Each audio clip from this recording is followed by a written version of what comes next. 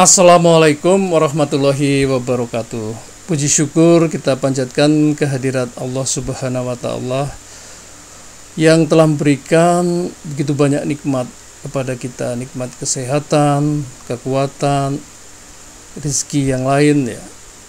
Sehingga pada hari ini kita dapat berkumpul bersama untuk mengikuti kajian singkat ini. Dalam kesempatan ini, marilah kita dalam hati bersama-sama mengheningkan sejenak, berdoa kepada Allah akan berikan rahmat dan keberkahan pada pengajian singkat kita ini. Semoga kegiatan ini bisa memberikan manfaat bagi kita semua, membuka pemahaman tentang agama Islam yang lebih luas, dan berikan inspirasi dalam kehidupan kita sehari-hari. Bapak, Ibu, dan saudara-saudara sekalian, pada kesempatan ini saya mengucapkan terima kasih atas kehadiran Bapak Ibu di sini dan juga kepada panitia yang telah memberikan kesempatan ya pada saya untuk sharing sedikit pengalaman saya di sini. Pada kesempatan ini izinkan saya berbicara ya sedikit tentang sains dan teknologi, peran sains dan teknologi dalam kehidupan manusia dan mengapa umat Islam perlu mendalami dan mengembangkan sains dan teknologi. Sains dan teknologi telah menjadi bagian integral dari kehidupan manusia modern. Kita sudah melihat ya kemajuan yang pesat dalam bidang teknologi yang telah membawa perubahan besar di dalam cara kita hidup dan bekerja. Bagi umat Islam, sains dan teknologi dapat menjadi alat yang sangat berguna ya dalam meningkatkan pemahaman kita tentang agama dan dunia ya, di sekitar kita. Bapak, Ibu, dan saudara-saudara sekalian, kalau kita lihat sejarah ya, umat Islam sesungguhnya telah memberikan kontribusi yang sangat signifikan dalam bidang sains ya, dan teknologi, khususnya bidang sains ya.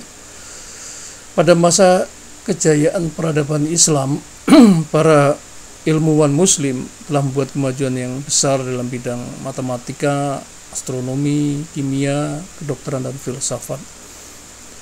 Misalnya dalam bidang matematika ya, matematikawan muslim seperti Al-Khawarizmi ya, itu, memperkenalkan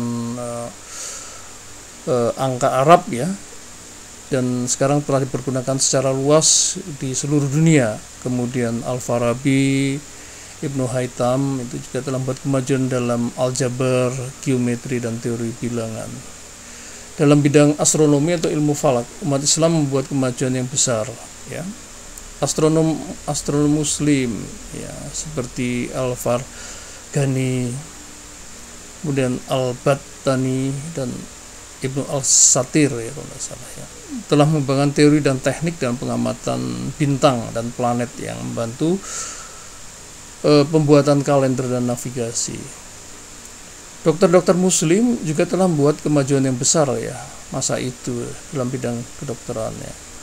Bukti terawal praktek kedokteran modern berasal dari Timur Tengah ya, dan pada masa kejayaan peradaban Islam ya. Ya, jadi dokter-dokter muslim seperti Ar-Razi, Ibnu Sina telah mengembangkan metode pengobatan baru dan menyumbangkan pengetahuan yang sangat penting dalam anatomi manusia dan fisiologi. Di bidang ilmu kimia, Ibnu Hayyan ya, Al-Kindi misalnya telah membuka jalan bagi penemuan dan pengembangan kimia modern ya. Jadi di situ terlihat kontribusi yang besar ya dari mereka dalam bidang kimia ya, alkimia yang berasal dari akar katanya dari bahasa Arab ya. Kemudian dalam bidang filsafat ya, jadi umat Islam juga telah berkontribusi ya dalam pengembangan filsafat modern ya, seperti Al-Farabi, Ibnu Rus ya, Averroes ya, itu, dan Ibnu Khaldun ya telah memberikan kontribusi signifikan dalam filsafat modern. Jadi kalau kita bicara tentang kontribusi umat Islam dalam bidang sains dan teknologi sudah tidak bisa diragukan lagi ya, dan telah terlihat bukti-bukti nyatanya dalam perkembangan sains dan teknologi modern.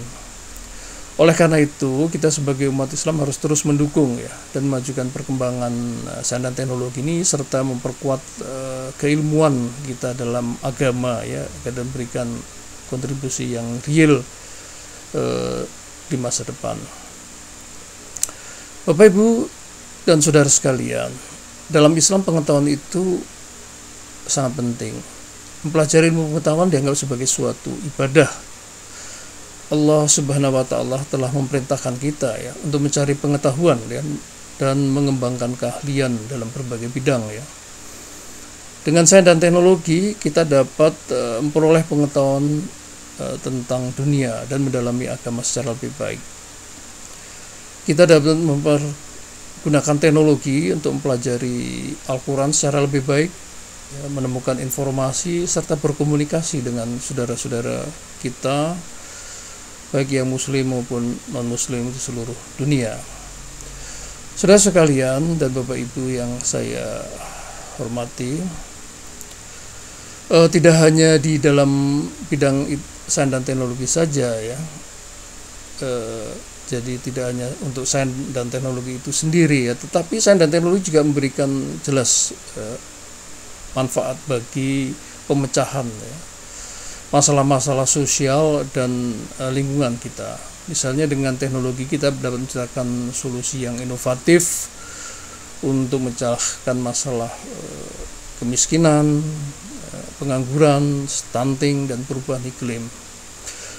Di dalam kehidupan sehari-hari kita dapat menggunakan ya teknologi untuk membantu kita dalam beribadah. Misalnya melalui aplikasi pengingat waktu sholat ya, saya kira sangat populer sekali ya ini, dan aplikasi Quran online ya, jadi kita bisa belajar secara mandiri dimanapun kapanpun ya secara online ya.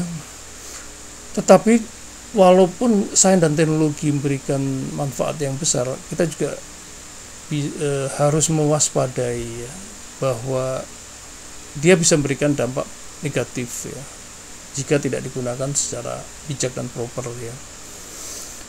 Jadi kita harus memastikan ya bahwa teknologi yang kita gunakan itu tidak melanggar prinsip-prinsip Islam dan tidak merusak lingkungan kesehatan kita juga ya. Saudara sekalian dan Bapak Ibu yang saya hormati, oleh karena itu sebagai umat Islam kita harus memahami betapa pentingnya sains dan teknologi ya dalam kehidupan sehari-hari dan menggunakan secara bijak dan proper serta bertanggung jawab ya. Dengan memanfaatkan sains dan teknologi kita dapat meningkatkan pemahaman kita tentang tadi sudah saya sebutkan ya, tentang dunia itu sendiri dan tentang agama itu sendiri ya. Oleh karena itu literasi ya tentang sains dan teknologi wajib dikuasai oleh umat Islam melalui berbagai strategi atau cara tentu saja ya. Misalnya melalui pendidikan ya. Pendidikan itu merupakan kunci ya untuk meningkatkan literasi sains dan teknologi.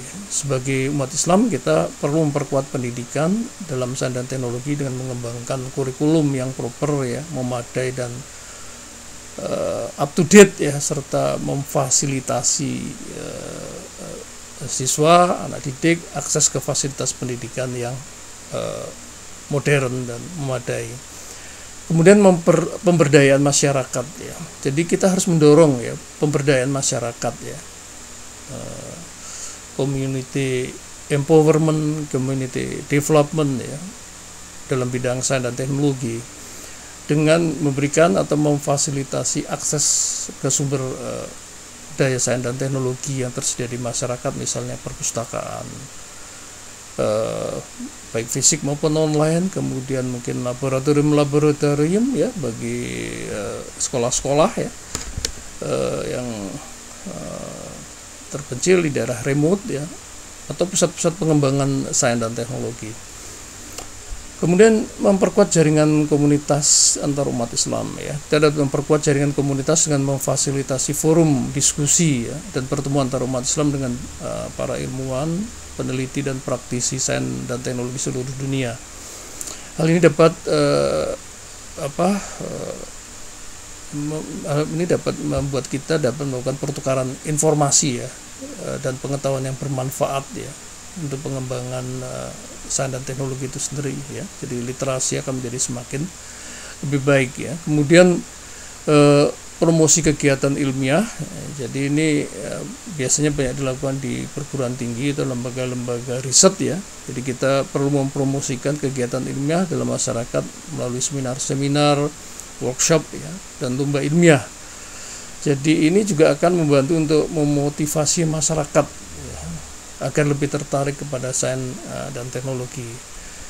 Penggunaan media sosial, kita dapat memanfaatkan media sosial untuk memperkuat literasi sains dan teknologi di masyarakat ya. Misalnya dengan membuat grup diskusi atau blog yang bahas topik-topik sains dan teknologi secara teratur ya. Kemudian memperkuat keterampilan berpikir kritis ya, terutama dalam era industri 4.0. Kita perlu perkuat ya keterampilan berpikir kritis pada masyarakat agar mampu memahami dan mengevaluasi informasi yang diberikan dalam bidang sains dan teknologi secara lebih efektif, tidak termakan hoax dan sebagainya. Kemudian memperkuat kerjasama antar negara, khususnya sesama negara muslim, meningkatkan kerjasama antar negara dalam bidang sains dan teknologi, akan memungkinkan akses terhadap teknologi terbaru ya, modern ya, dan membantu mengembangkan kemampuan dalam bidang tersebut ya. Kemudian kita ya saat ini juga menghadapi apa yang disebut era industri 4.0 ya, atau revolusi industri 4.0 ya. Itu sebuah fenomena global yang mempengaruhi hampir semua aspek kehidupan manusia, termasuk ekonomi, industri, teknologi, dan masyarakat ya. Oleh karena itu umat Islam juga harus meresponnya ya. Sebenarnya untuk meresponnya kita juga dapat melakukan dengan cara-cara yang sama ya, melalui pendidikan. Kemudian kita harus beradaptasi dengan teknologi baru ya, terutama misalnya Internet of Things, kemudian artificial intelligence, big data ya. Sekarang artificial intelligence seperti ChatGPT sudah masuk ya ke dunia maya kita ini ya, dan kita semakin akrab dengan aplikasi itu, dengan artificial intelligence itu ya, dan ternyata banyak membantu kita ya memecahkan persoalan-persoalan sehari-hari ya, dan juga persoalan mungkin yang berhubungan dengan pekerjaan kita ya. Kemudian juga tadi sama ya, meningkatkan kualitas sumber daya manusia ya. Jadi kita perlu meningkatkan sumber daya manusia ya, meningkatkan pengetahuan ya, umat Islam ya, mendidik tenaga-tenaga ahli, teknisi, insinyur, saintis, dokter, dan sebagainya ya, melalui pendidikan ya. Kemudian pengembangan bisnis digital. Nah ini ya, jadi di industri 4.0 ini bisnis digital ini sangat penting. Jadi umat Islam ini harus ya mampu ya beradaptasi dengan industri 4.0 dan bahkan mungkin mengembangkan bisnis digital sebagai bagian dari adaptasi itu sendiri. Jadi dengan bisnis digital ini memungkinkan umat Islam untuk menjual produk dan jasa mereka secara online ya, dan mengembangkan bisnis e-commerce misalnya, serta memanfaatkan teknologi blockchain ya. Kemudian inovasi. Nah inovasi ini adalah salah satu kunci dari kemajuan ya dalam merespon industri 4.0 ya. Jadi perlu membuat inovasi dalam berbagai macam produk dan jasa ya, sehingga mereka atau kita ya sebagai umat Islam dapat memanfaatkan dan mendapatkan manfaat dari situ ya. Kemudian keterampilan berpikir kritis saya kira juga ya, sama dengan tadi bagaimana kalau strategi kita untuk meningkatkan literasi sains dan teknologi ya. Jadi demikian Bapak Ibu sekalian, saya kira kajian singkat dari saya. Terima kasih sekali lagi atas waktu dan perhatian Bapak Ibu sekalian dan saudara sekalian ya, yang hadir di acara ini. Wabillahi taufiq wal hidayah. Wassalamualaikum warahmatullahi wabarakatuh.